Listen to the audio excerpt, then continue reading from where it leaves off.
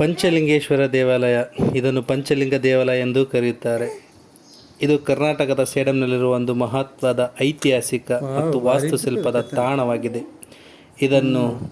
ಇದರ ಬಗ್ಗೆ ಗಮನಾರ್ಹವಾದ ಒಂದು ಮಾಹಿತಿಯನ್ನು ವಿಶ್ಲೇಷಿಸೋಣ. ಈ ದೇವಾಲಯವು 11ನೇ ಶತಮಾನದಲ್ಲಿ ಕಲ್ಯಾಣಿ ಚಾಲುಕ್ಯರ ಆಡಳಿತಗಾರರು ನಿರ್ಮಿಸಿದರು.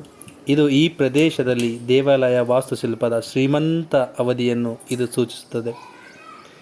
ಈ ದೇವಾಲಯವು ಶಿವನಿಗೆ ಸಮರ್ಪಿತವಾಗಿದೆ, ಶೈವ ಧರ್ಮ ಸಂಪ್ರದಾಯವನ್ನು ಅನುಸರಿಸುತ್ತದೆ ಹಾಗೂ ಇದು ಶಕ್ತಿ ಮತ್ತು ವೈಷ್ಣವ ಧರ್ಮದ ಲಕ್ಷಣಗಳನ್ನು ಸಹ ಭಕ್ತಿಪೂರ್ವಕವಾಗಿ ಒಳಗೊಂಡಿದೆ. ಪಂಚಲಿಂಗೇಶ್ವರ ಎಂಬ ಹೆಸರು 5 ಲಿಂಗಗಳನ್ನು ಸೂಚಿಸುತ್ತದೆ. ದೇವಾಲಯ ಸಂಕೀರ್ಣವು ಮೂಲತಃ ಅನೇಕ ದೇವಾಲಯಗಳನ್ನು ಹೊಂದಿತ್ತು, ಆದರೆ ಸದ್ಯದಲ್ಲಿ 4 ಉಳಿದುಕೊಂಡಿವೆ. ಇವುಗಳಲ್ಲಿ 2 ಮುಖ್ಯ ದೊಡ್ಡ ದೇವಾಲಯಗಳಾಗಿದ್ದರೆ ಉಳಿದ 2 ಸಣ್ಣ ದೇವಾಲಯಗಳಾಗಿವೆ. ಪ್ರತಿಯೊಂದು ದೇವಾಲಯವು ಶಿವಲಿಂಗನವನ್ನು ಹೊಂದಿರುತ್ತದೆ. ಈ 4ಗಳನ್ನು ಹೊರತುಪಡಿಸಿ ಒಂದು ಈ ಗರ್ಭಗುಡಿಗೆ ಸ್ಥಳಾಂತರ ಬಿಟ್ಟು ಸ್ವಲ್ಪ ಹತ್ತಿರದಲ್ಲಿ ಒಂದು ಲಿಂಗವಿದೆ. ಅದನ್ನು ಕೂಡಿಸಿಕೊಂಡರೆ ಇಲ್ಲಿ ಪಂಚಲಿಂಗಗಳನ್ನು ನಾವು ಸ್ಪಷ್ಟವಾಗಿ ಕಾಣಬಹುದು. ಇದರ ವಿಶೇಷತೆ ಬಗ್ಗೆ ನಾವು ನೋಡುವುದಾದರೆ, 2 ಮುಖ್ಯ ದೇವಾಲಯಗಳ ಪ್ರವೇಶ ದ್ವಾರಗಳು ಪ್ರಭಾವಶಾಲಿ ಜೀವ ಗಾತ್ರದ ದ್ವಾರಪಾಲಕರನ್ನು ಅಂದರೆ ದ್ವಾರ ರಕ್ಷಕರನ್ನು ಹೊಂದಿರುತ್ತೆ.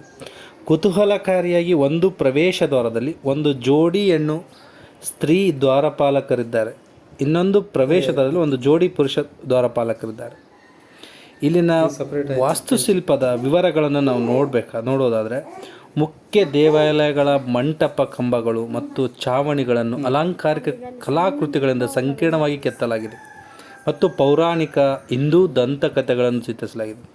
ಸಾಮಾನ್ಯ ವಿಷಯಗಳಲ್ಲಿ ತಾಂಡವ ನಟರಾಜ, ಶಿವನ ಕಾಸ್ಮಿಕ್ ನೃತ್ಯ ಅಂತ ಹೇಳ್ತಾರೆ, ಕೆತ್ತನೆಗಳನ್ನು ಬ್ರಹ್ಮ, ವಿಷ್ಣು, ಮಹೇಶ್ವರ ಚಿತ್ರಣಗಳು ಗೌರವಿತವಾಗಿ ಸೇರಿವೆ. ಒಂದು ದೇವಾಲಯದ ಮಂಟಪದಲ್ಲಿ ಗಣೇಶನ ದೊಡ್ಡ ಪ್ರತಿಮೆ ಮತ್ತು ಇನ್ನೊಂದು ದೇವಾಲಯದಲ್ಲಿ ಕಾರ್ಕಿತೇಯನ ಪ್ರತಿಮೆ ಇದೆ. ಇಲ್ಲಿಯ ವಿಶಿಷ್ಟತೆ ಅಂದರೆ ನಂದಿ ಕಲ್ಲಿನ ಪ್ರತಿಮೆಗಳು ಅಂದರೆ ಗೂಳಿ, ಶಿವನ ವಾಹನ. ಎಲ್ಲ ದೇವಾಲಯಗಳ ಗರ್ಭಗುಡಿಗಳ ಎದುರಿಗೆ ನಂದಿಗಳನ್ನು ನಾವು ಕಾಣ್ಬೋದು. 2 ಮುಖ್ಯ ದೇವಾಲಯಗಳಿವೆ.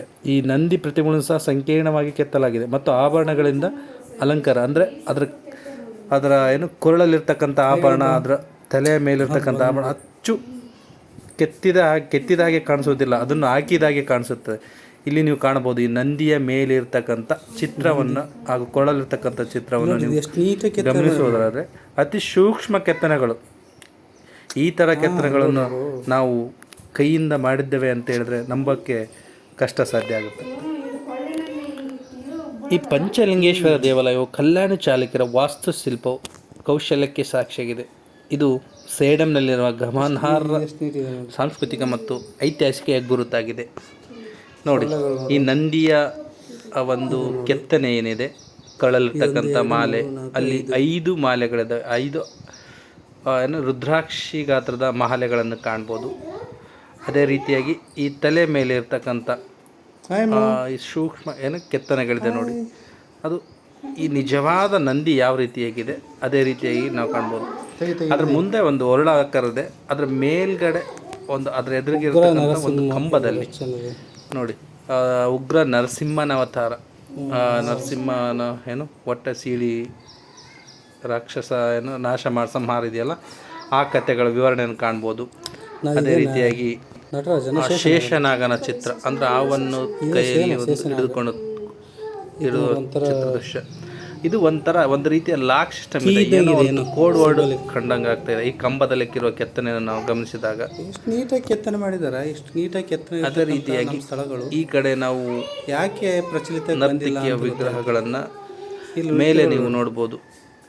ಇದು ಗಜ ಆನೆ ಅಂತ ಹೇಳ್ತೀವಿ. ಆನೆ ಆ ಕಡೆ ಮತ್ತು ಈ ಕಡೆ 2 ಕಡೆ ಆನೆ, ಮಧ್ಯದಲ್ಲಿ ನರ್ತಕಿಯರು ಸ್ಪೃಶ ಇದು ಏನು ರಂಧ್ರ ಜಾಲಾರಂಧ್ರ ಈ ಕಡೆ ಜಾಲಾರಂಧ್ರ ರಂಧ್ರಗಳು ನೋಡಿ. ಒಂದೇ ಕಲ್ಲಲ್ಲಿ ಟೋಟಲ್ ಅಂತ ಕರೀತಾರೆ. ಒಂದು ಕಲ್ಲು. ಅಂದರೆ ನಾವು ಕಟ್ಟಿಗೆಯಲ್ಲಿ ಕೆತ್ತಿದಾಗ ಯಾವ ರೀತಿಯಾಗಿ ಆ ಕಡೆ ಈ ಕಡೆ ಕಾಣುತ್ತೆ ಅದೇ ರೀತಿಯಾಗಿರ್ತಕ್ಕಂಥ ಕಲ್ಲಿನಲ್ಲಿ ಕೆತ್ತಿ ಅದು ಒಂಥರ ಜಾಲಾರಂಧ್ರ.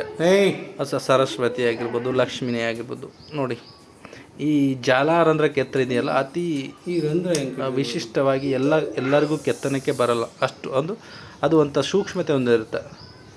ಕೆತ್ತಬೇಕಾದ್ರೆ ಈ ಇಡೀ ಕಲ್ಲಿದೆಯಲ್ಲ ಒಂದೇ ಕಲ್ಲಲ್ಲಿ ಇಡೀ ಆ ಜಾಲಾರಂಧ್ರ ಕಲೆಯನ್ನು ಕೆತ್ತಿರ್ತಾರೆ. ಅದಾದ ನಂತರ ಈ ನಾಗಶೇಷಗಳನ್ನು ನೋಡ್ಬೋದು.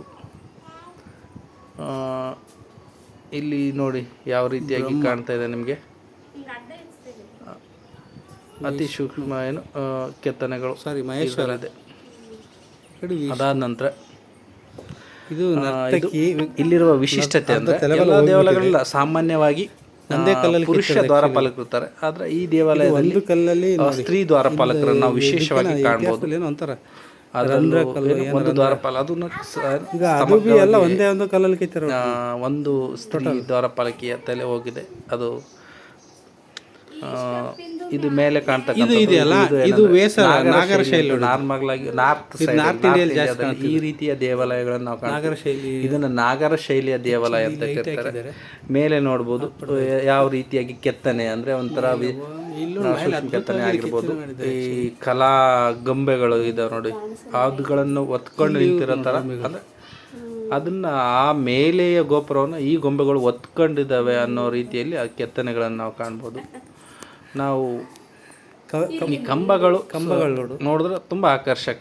ಅದು ಕಲಾತ್ಮಕ ಮತ್ತು ಸಾಂಸ್ಕೃತಿಕ ಕೇಂದ್ರಗಳಾಗಿರ್ತಕ್ಕಂಥ ಇಂಥ ಐತಿಹಾಸಿಕ ಸ್ಥಳಗಳು ಇತ್ತೀಚೆಗೆ ಇದು ಪ್ರಚಾರದ ಕೊರತೆಯಿಂದ ಈ ರೀತಿಯಾಗಿ ಇದು ಪ್ರವಾಸಿ ತಾಣ ಆಗಿ ಸೇರ್ಪಡೆ ಆಗಿಲ್ಲ.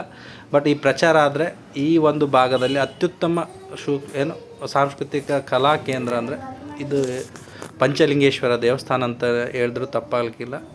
ಸೊ ಇದನ್ನು ಸ್ಥಳೀಯರು ಆದಷ್ಟು ಪ್ರಚಾರಪಡಿಸಿ ಪ್ರವಾಸೋದ್ಯಮವನ್ನು ಮಾಡಿದ್ರೆ ಇದು ಮುಂದಿನ ಪೀಳಿಗೆ ಕೂಡ ಉಳಿಸ್ಕೊಂಡು ಹೋಗೋಕ್ಕೆ ಈ ಒಂದು